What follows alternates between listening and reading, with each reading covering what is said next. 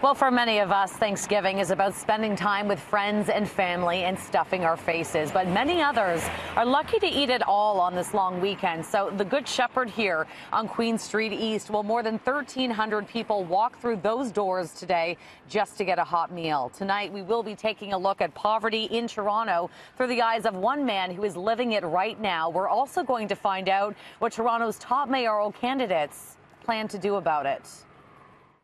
You made a comment to me inside, just you don't really realize how many people are on the street until you're on the street. Yeah, and I mean, once you're out there, you see everybody. And I mean, you see people sleeping on benches and parks all over the place. And I mean, there's probably, I've seen hundreds of them, like just in a matter of a couple of weeks. July 1st. I took a walk with 51-year-old Darren Brace, a father of two who fell on hard times many years ago. The former truck driver developed a drug addiction that eventually led him to a tent in the Donlands. I had my own place for a while, but it was a bad neighborhood with a lot of drugs, so I just decided to go and live on the street. Would you rather live in a tent than in the city's shelter system? Some of them, this place here, the Shepherd, is actually a good place. I mean, there's a lot of other shelters around where there's a lot of bad stuff happening in them. And I would rather live on the street.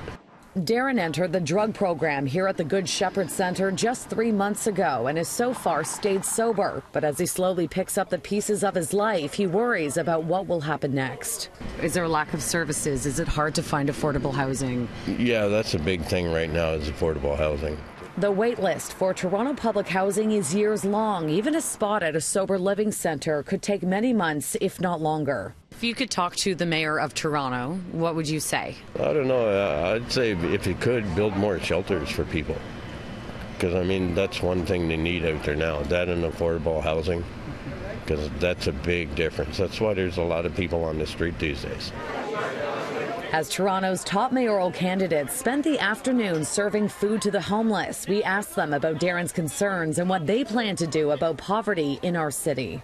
Well, I have committed to ramping up our affordable rental housing targets to 40,000 over the next 12 years because that is something that we fell short on. Frankly, before I became mayor, there were targets set that weren't met for 6 years in a row. There's one man I spoke with today, and he said there just isn't enough spaces open to provide proper services and shelter beds and things like that. We've had a real challenge in front of us in terms of shelter beds because we've had upwards now of 45% of the shelter beds we have, 6,000 of them, 2,000 more than when I became mayor, but 45% are occupied by refugees. And that is something that will be a temporary state of affairs. I've asked for help from the federal government, received some help, not enough yet, to make sure that we can free up those spaces for people who are residents of Toronto who find themselves in need of shelter. So my plan is about building 100,000 units of housing that families can afford in this city, and that's really going to happen by unlocking our city-owned lands. We can take the initiative on this as a city. This is something that we can fix. We can fix housing by using the land that we have in order to deliver a city where everyone has a home that they can afford. For now, Darren will be staying here at the Good Shepherd as he finishes out the drug program. It's unclear what the future brings, but he says being back on the streets is not an option. I mean, once you're out there, it's a little different. I mean, when you have a place and you're talking about going out there, I mean, it's a whole world of difference.